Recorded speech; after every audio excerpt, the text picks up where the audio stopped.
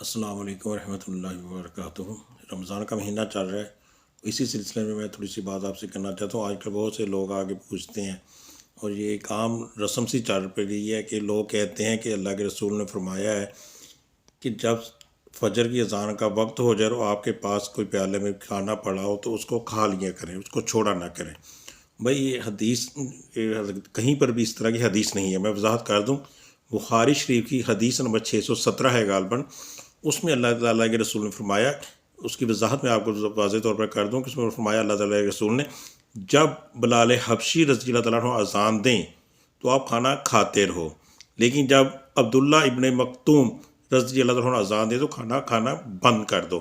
اس دونوں میں فرق کیا ہے؟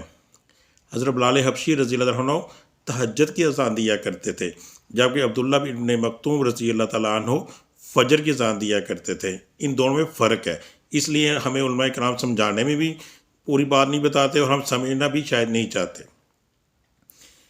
حضرت عبداللہ ابن مکتوم جو تھے رضی اللہ تعالیٰ عنہ صحابی، وہ نبینا تھے۔ صحابہ کرام ان کو آگے بتایا کرتے تھے کہ ابھی فجر کا ٹائم ہوا چاہتا ہے تو آپ فجر کی اذان دے دیں۔ اس سے پہلے حضرت بلال حبشی رضی اللہ عنہ جو اذان دیتے تھے وہ تہجد کی اذان ہوتی تھی۔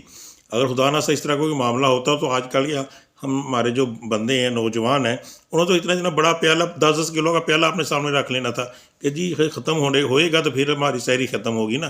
اس طرح نہیں ہے میرے بھائی۔ جب اذان کا وقت ہو جائے، آپ کی مسجد میں اذان ہو جائے، اللہ اکبر ہو جائے، جو کچھ بھی لقمہ آپ کے ہاتھ میں وہ نیچے رکھ دیا کریں۔